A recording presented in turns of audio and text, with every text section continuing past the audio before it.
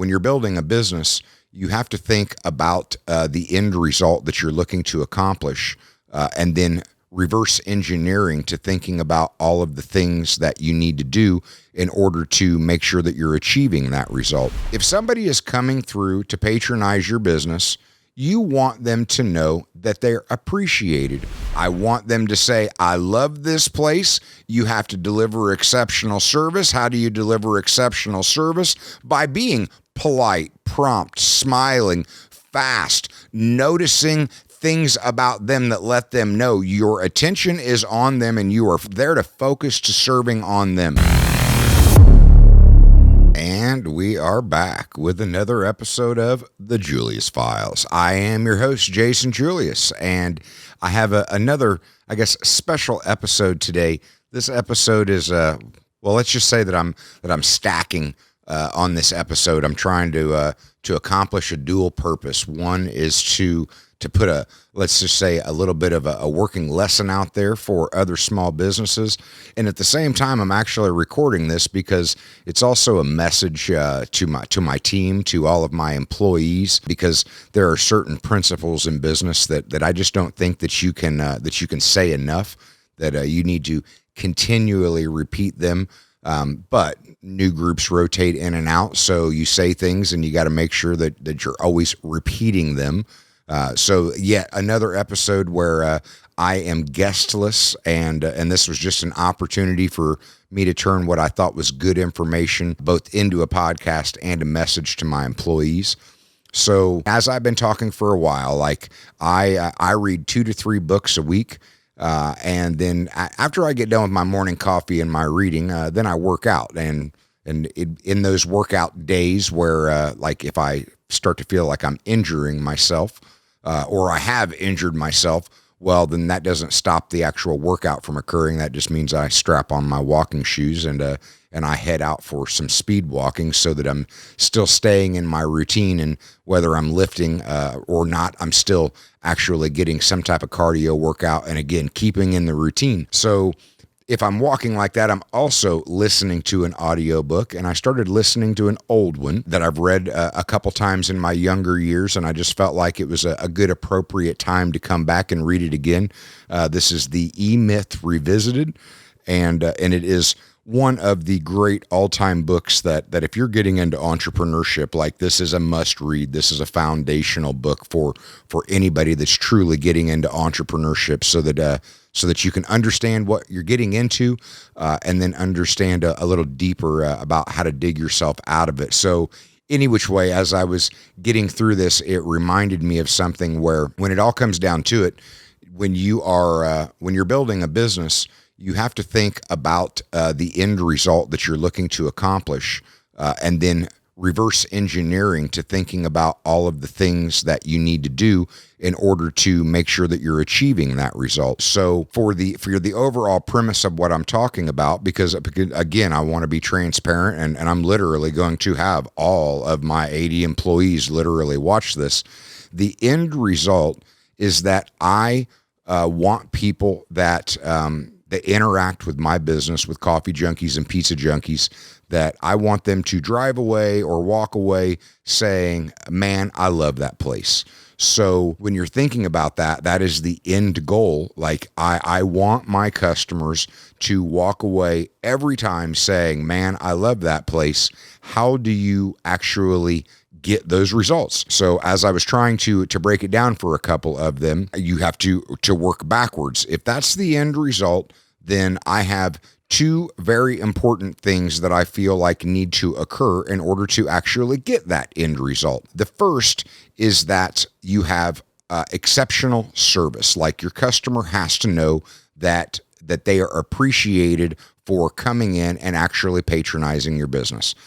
The second is that they have to, I'm in the food and beverage industry, so if you can close your eyes and you can picture those ad commercials or anybody that just somebody that bites into a piece of food, and you could just tell that look across your face is such a great bite, such a great piece of food, that that's what you want, that you want them to be like, well, like, wow, that was just such an amazing taste and flavor.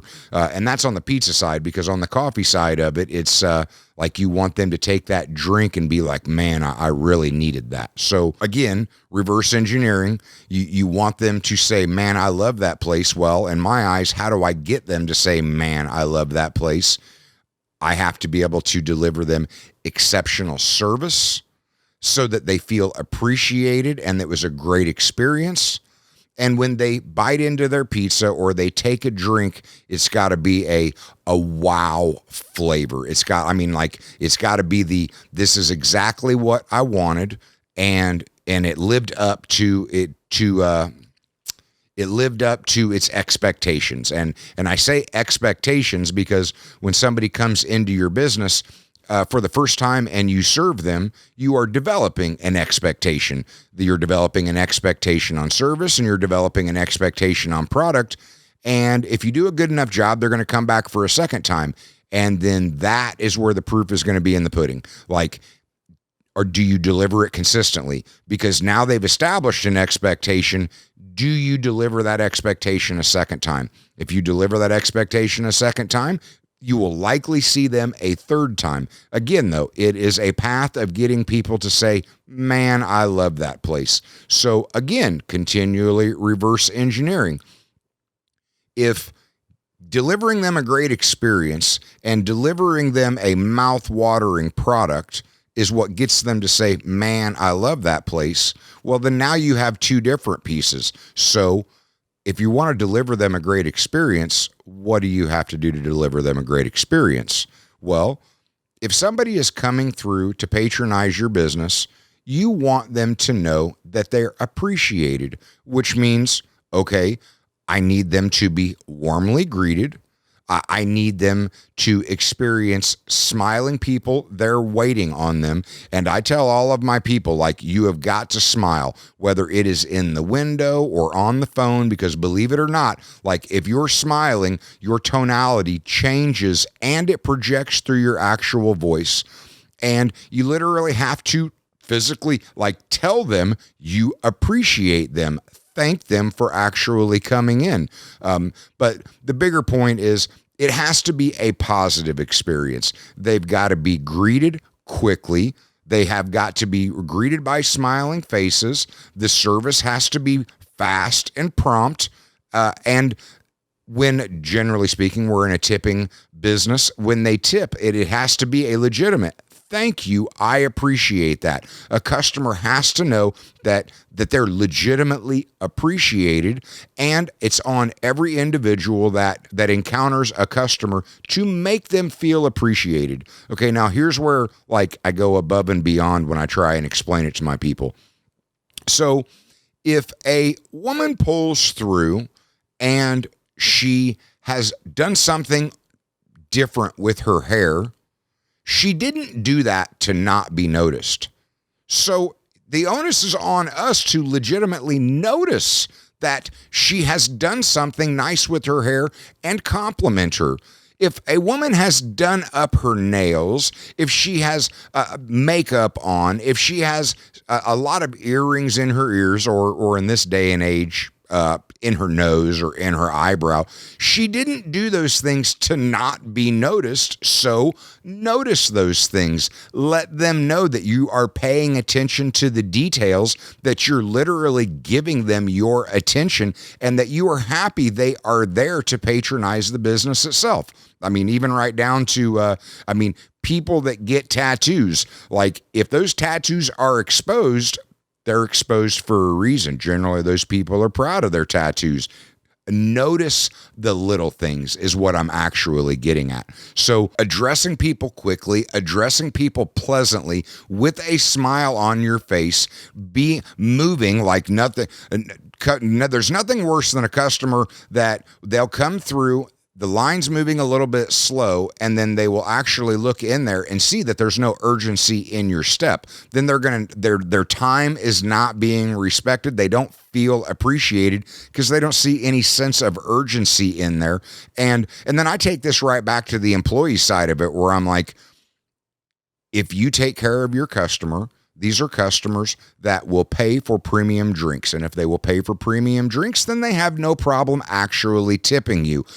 I want to see full tip jars. That tells me you're taking care of the customer. If you're taking care of the customer, it's my job to take care of you. So anybody that I hear saying that it's a problem with the tips, I'm like, well, the problem is with you, because we serve a premium product, and if our customers are taken care of, they're paying for a premium product, they're expecting premium service, and they will tip for that service in general. So again, it was the reverse engineering of, I want them to say, I love this place. You have to deliver exceptional service. How do you deliver exceptional service? By being polite, prompt, smiling, fast, noticing things about them that let them know your attention is on them and you are there to focus to serving on them. Okay. Then when we get to the actual product side of it, and this is where it really comes in, because like in the food and beverage industry, you're going to make a lot of products over and over and over again. But the reality is, if you want that wow when they take a drink of their drink or when they bite into their food, it is about consistent high quality. And part of consistent high quality is legitimately taking pride in your work. And there are little steps and nuances that it comes to making the perfect latte or mocha that you pay attention to those things. And what delivers out of it is a great cup, because it is the pride that you put into the craftsmanship, because you can't see what is in the cup. There is a certain blind faith that my measurements on my syrups were right. I packed my pods so the espresso extraction was right. I steamed the milk to the ideal temperature. So you have a high sense of pride in making the actual drink, which gives you a high sense of confidence that they ordered that drink, you made it exactly to specification, and they're going to take a drink and be like, man, that is what I needed. Then you go to the other side of it where it comes to pizzas. Okay, we do pizza to the edge, and outside of the Cartman, which is a completely random pizza that just totally throws people's OCD off, when you're making a pizza, like my pizzas are built where the sauce is part of the flavor profile. So you have to take pride in it, and it is not too little, not too much. I tell them all, we put enough sauce on there that you have to equate for half of the sauce, and the flavor of the sauce is going to absorb into the dough. So you have to be a little heavier, but not too much heavier on the sauce, and the sauce has got to come all the way to the edge, and the toppings have to be evenly distributed. And same with the cheese, so that when it comes out of the oven, the guy on the cut side starts getting hungry himself looking at that pizza. And when he pulls it out of the oven, like nothing pisses a customer off more than when he goes to bite or grab a slice of pizza and it's still connected to another slice of pizza. Like, so it's taking the pride and literally fully cutting the pizza and putting it in the box with a pizza table on top to make sure that the top of the box can't depress down and actually smash into the pizza. It's all those little nuanced steps that lead up to the capability of being able to take a pizza out front, open up the box, and know that when you open that box, you're instantly going to put a smile on the customer's face because they see how beautiful it is. And as long as you followed all of the specifications, you know they're going to bite into that pizza and it's just going to be mouth-watering. Why? Because that's the thing. I mean, it's a lesson for another day, but the reality is we don't compete on price. Like the quality of the base products that I bring in are too high quality for me to be able to compete on price and an attempt to compete in the world of the race to the bottom. We're just paying too much for the base products. Then that was part of my overall plan. That when I say my overall plan, like I left Chrysler with two major principles in mind. I learned a lot from mass manufacturing, but the two major principles were quality is long-term viability and waste kills all. So this is about the quality is long-term viability. I wanted to build a business based on a quality product delivered with exceptional service, because I always believed that if you do that, you will get those raving fans. You will get people that say, man, I love that place. And I've said many times that when I'm sitting in the back of the parking lot and I watch the drive-through lane fill up, I mean, like, still today, 17 years in, it'll still bring a tear to my eye that I have created something that people consciously decide, or subconsciously, which is actually a deeper level of commitment. That's even kind of cooler. That they decide that they're in the mood for either coffee junkies or pizza junkies, and they make the decision to actually come patronize my business. Like, as a blue collar guy turned entrepreneur, like, man, that just warms my heart that I have been able to create something like that. But the most difficult piece of being in business is maintaining a level of consistency, that you develop an expectation, and that's why they come to patronize your business. It's holding that level of expectation. It's consistently delivering that product day in, day out, time in, time out, with every single experience. So, like, I truly love and appreciate all of my customers. And I can be honest and say my customers have given me grace. Like, I have screwed up. We have made mistakes. A business in general, but small business, the huge amount of growing pains, and you make mistakes in the entire process. And my customers have been so understanding and given me so much grace. And all I can do is own the faults, apologize for them, admit them, and then do the things that I need to do to get everything and get everyone back on track. And I'm gonna be honest. When you are in the food and beverage industry, you are going to have a higher turnover than you're going to have in other industries. And that is why it is important to continually repeat this message that, to me, it's got a lot more to do with cultural training than it does actually active training. Because, like, when people come into the store and they're onboarded, yeah, they're shown around. And then they start the video training process, and they're shown the specifications on how to make each and every item. But again, you get into the monotony of it, that when we are serving hundreds and hundreds of customers every day at each location, it becomes very repetitious. You're just going through the motions.